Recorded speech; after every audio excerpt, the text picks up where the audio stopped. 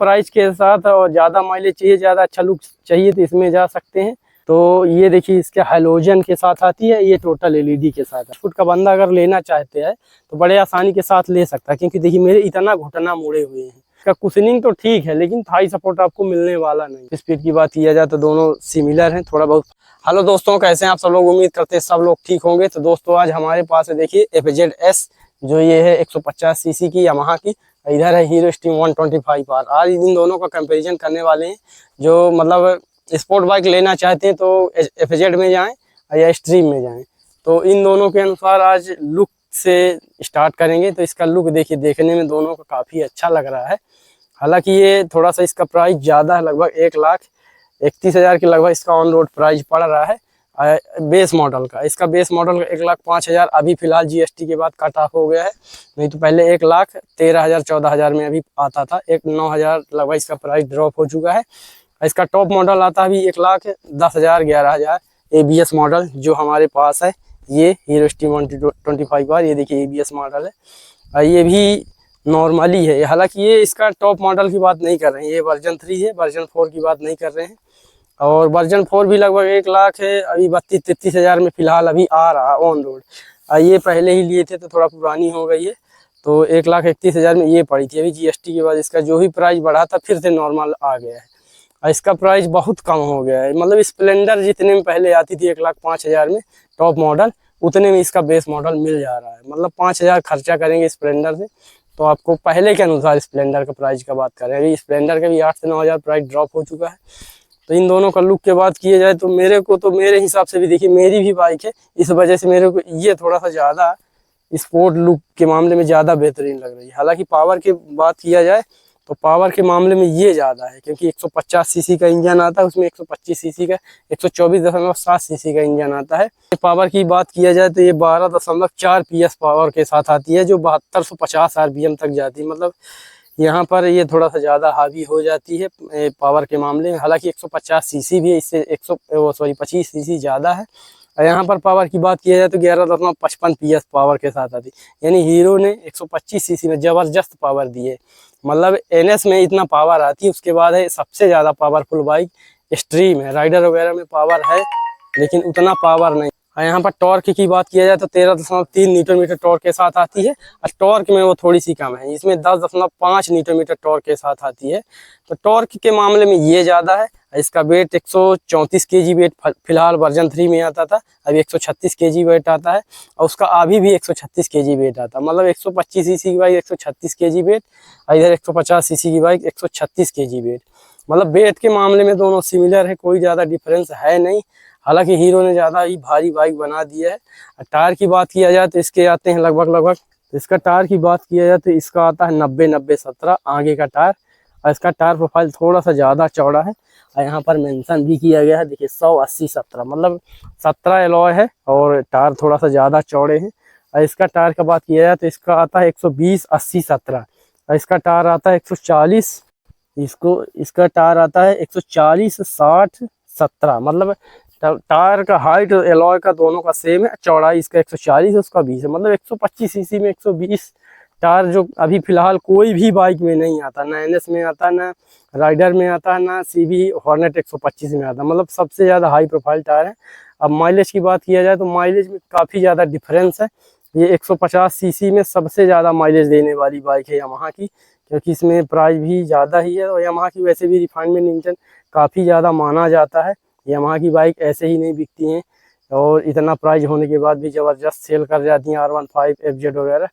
अभी ये FZ का 250 सीसी भी वर्जन आता था, ये 150 सीसी वर्जन है। इसका माइलेज लगभग 50 से 55 मिल जाता है, वही 50 सीसी बाइक में।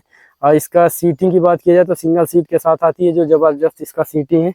और इसका माइलेज की बात किया जाए तो लगभग 66 kmpl का कंपनी क्लेम करती है, और हाईवे में लगभग इसका 65 मिल भी जाता है। नॉर्मली बात किया जाए तो 50 से 55 इसका गांव देहात में मिल जाता है। इसका 40-45 नॉर्मली मिल जाता है। मतलब पावर माइलेज की बात किया जाए तो लगभग 10 से 15 का ही डिफरेंस है, ज़्यादा डिफरेंस नहीं है। और यहाँ पर बात हो रही लुक के मामले में, तो लुक के मामले में ये पीछे से देखिए, ये तो काफ़ी अच्छा लगता है मेरे को। ये जो छोटी सी लाइट दी है काफ़ी प्यारी लगती है। हालांकि है हैलोजन, इसमें जितने भी लाइट हैं टोटल LED है। और जो 1,05,000 में आपको मिल रही है टोटल एलईडी के साथ, तो काफ़ी अच्छा है। हालांकि इसमें डिस्क ब्रेक आता है पिछले में, इसमें डिस्क ब्रेक नहीं आता है, पावर ब्रेक आता है। ड्रम ब्रेक के साथ पावर ब्रेक मिलता है, जो काफ़ी अच्छा ब्रेकिंग है। यहाँ पर सिंगल सीट के साथ भी आती है, हालांकि ये स्प्लिट सीट है। स्पोर्ट बाइक का फील स्प्लिट सीट में ही मिलता है, हालांकि ये भी स्प्लिट सीट में आती है, लेकिन ये सिंगल सीट का वेरिएंट लिए थे इनको फैमिली के अनुसार, ये भी अभी सिंगल सीट में आने लगी है। लेकिन यहाँ सीट में काफ़ी ज़्यादा डिफरेंस, इसकी चौड़ाई देखिए एकदम सोफा जैसी आ रही है सीटिंग, इसमें थोड़ा सा कम है, मतलब ज़्यादा आरामदायक सीट के अनुसार ये रहने वाली है। लॉन्ग राइड के लिए बेस्ट ऑप्शन है ये। इसमें थोड़ी सी ये टैंक जो है इसका थोड़ा ज़्यादा हाइट भी है, तो प्रॉब्लम होने लगती है, तो इसमें बैठने में थोड़ी दिक्कत हो जाती है। हालांकि इसमें फॉर्म वगैरह में अलग से अपडेट किया था, तो ये कुशनिंग ज़्यादा अच्छी है। यहाँ पर थोड़ी सी हार्ड ज़रूर है, लेकिन इसमें टोटली नॉर्मली देखिए काफ़ी सॉफ्ट है बैठने में। इसका थाई सपोर्ट वगैरह काफ़ी बेहतरीन है। यहाँ पर दोनों डिजिटल मीटर के साथ आते हैं, हालांकि ये ब्लूटूथ कनेक्टिविटी के साथ नहीं आती थी। इसका डिजिटल मीटर देखिए, यहाँ पर ब्लूटूथ कनेक्टिविटी, यहाँ पर फ्यूल इंडिकेटर, ये इसका इंडिकेटर वगैरह, हजार्ड लाइट वगैरह का फीचर यहीं पर है। इंजन चेक लाइट, यहाँ पर फ्यूल लो का वार्निंग आ जाता है, और यहाँ पर गियर इंडिकेटर भी है। यहाँ पर है ये टाइम वगैरह देखिए 12:09 हो चुके हैं अभी दोपहर के। इसका भी देखिए यहाँ पर ओडोमीटर वगैरह 8,546 किलोमीटर चल चुकी है। मतलब अच्छा खासा देखने में काफ़ी अच्छा लग रहा है, देखिए छोटा सा नॉर्मली प्यारा सा लुक आ रहा है। इसमें टोटल हजार्ड लाइट के साथ आती हैं, और ये नॉर्मली हजार्ड लाइट के साथ नहीं आती है, इसमें हजार्ड लाइट नहीं है, तो इसमें हजार्ड लाइट का ऑप्शन नहीं है। इंडिकेटर हैं हालांकि साइड वाले हैं, लेकिन इसमें हजार्ड लाइट का भी ऑप्शन आता है। ये देखिए यहाँ पर हजार्ड लाइट का बटन, मतलब 1,05,000 वाले में ये नहीं आएगा। 1,09,000 वाली जो आती है ABS मॉडल ये वाला, 1,09,000 कहाँ 1,31,000 32,000 लगभग इसका ऑन रोड प्राइस हो चुका है। और उसके अनुसार बात किया जाए तो ये ज़्यादा बेस्ट ऑप्शन होने वाला है। मतलब लुक और फीचर्स जो आपको चाहिए अच्छे खासे, और डिस्क ब्रेक ABS के साथ हालांकि ये भी मिल जाती है, लेकिन आपको लुक चाहिए और माइलेज चाहिए और परफॉर्मेंस से नहीं देखना चाहते तो ये बेस्ट ऑप्शन रहने वाला है। अब पावर चाहिए और अच्छी खासी, मतलब इसका टॉप स्पीड वगैरह ज़्यादा है, लगभग 2-4 का डिफरेंस है। इसका सर लगभग 118-19 चला जाता है टॉप स्पीड अभी भी, हालांकि ये 8 से 9 महीने पुरानी हुई है, ये 6 साल पुरानी हो चुकी है। तो इसका टॉप स्पीड मिल जाता है लगभग 122-23 ऐसे कुछ चला जाता है। हालांकि ये टॉप स्पीड टेस्ट नहीं किए हैं, टेस्ट करेंगे तो आपको दिखा देंगे, यही चैनल मिल जाएगा। तो आप लोग सब्सक्राइब कर लीजिए, जिससे आपको आने वाली वीडियो के हर नोटिफिकेशन मिल जाए। इसके सॉकेट्स की बात किया जाए तो देखिए इससे ज़्यादा मोटे, मतलब स्ट्रीम का मतलब सबसे ज़्यादा ये मोटा है। 125 सीसी में सबसे ज़्यादा सस्पेंशन इसके मोटे आते हैं अभी फ़िलहाल, और ये 150 सीसी इससे मोटा, मतलब स्ट्रीम से मोटा इसका सस्पेंशन है, जो काफ़ी अच्छा है। और इसमें सस्पेंशन में कोई प्रॉब्लम नहीं आती है। सस्पेंशन की बात किया जाए तो ये काफ़ी सॉफ्ट है देखने में, वो सॉरी बैठने में, और 3 लोग के साथ बिठा दो तो अच्छा खासा सस्पेंशन ये भी है।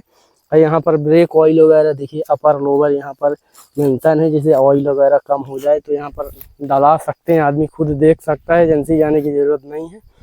और ये भी डिस्क ब्रेक के साथ आता है। ये टायर वगैरह, टायर हगर जो कीचड़ को ऊपर जाने से रोकता है। ये पीछे से देखिए काफ़ी ज़्यादा दोनों में डिफरेंस है। बगल साइड से देखा जाए तो बगल से देखने में मेरे को स्ट्रीम ज़्यादा बेटर लगती है, इसका थोड़ा सा मेरे को ज़्यादा आगे से और पीछे से ज़्यादा बेहतरीन लुक लगता है।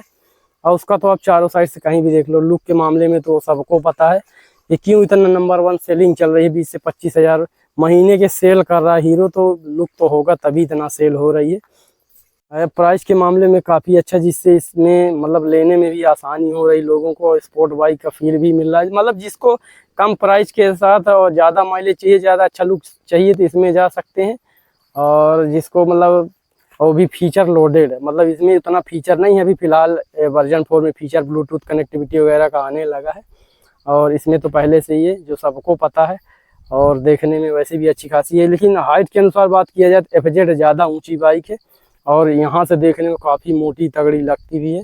और ये छोटा सा देखिए पतला सा एकदम टैंक है, जो 10 लीटर फ्यूल टैंक है। इसमें लगभग 12 से 14 लीटर फ्यूल आ जाता है पेट्रोल, और माइलेज तो आपको बता ही दिए हैं। और दोनों फ्यूल इंजेक्शन बाइक है, देखिए इसमें भी कैटेलिटिक कन्वर्टर, हालांकि ये फ्यूल इंजेक्शन के साथ तो लॉन्च ही हुई थी। और ये फ्यूल इंजेक्शन पहले BS4 भी आता था, लेकिन ये फ्यूल इंजेक्शन बाइक है।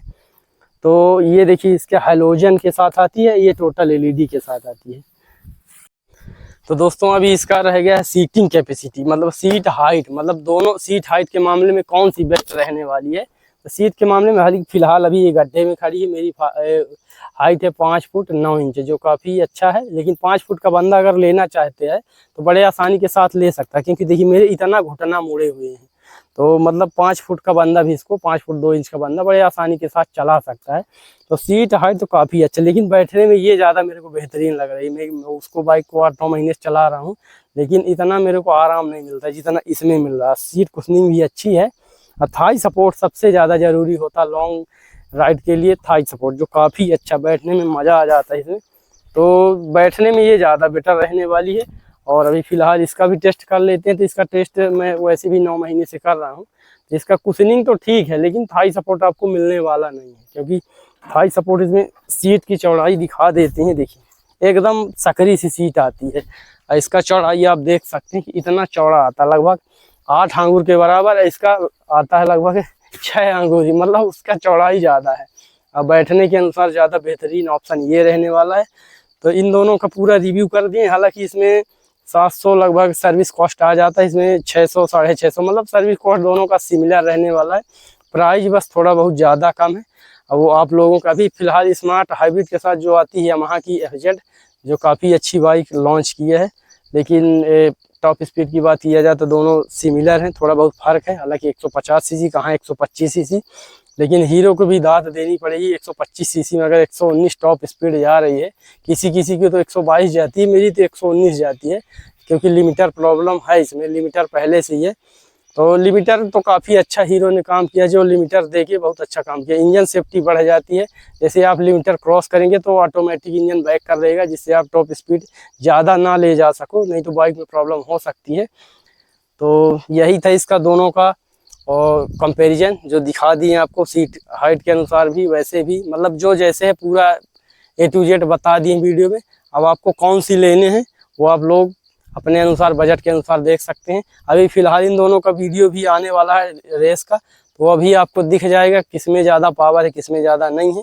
हालांकि पावर के मामले में ये ज़्यादा है और इसका थोड़ा सा RPM ज़्यादा, मतलब हाई RPM में जाती है, इस वजह से इसका टॉप स्पीड ज़्यादा मिल जाता है। हालांकि हीटिंग की बात किया जाए तो हीटिंग ये ज़्यादा होती है मेरे हिसाब से, क्योंकि मैं इसको चलाता हूँ। आप 100-150 किलोमीटर लगातार चला दिए तो आपके पैर जलने लगते हैं। तो हीटिंग के अनुसार तो ये प्रॉब्लम करने वाली है। तो चलिए दोस्तों यहीं से अपने वीडियो को एंड करते हैं। कैसा लगा वीडियो, अच्छा लगा तो वीडियो को लाइक शेयर सब्सक्राइब जरूर करिए। आपसे मिलते हैं नेक्स्ट वीडियो में, तब तक के लिए जय हिंद जय भारत।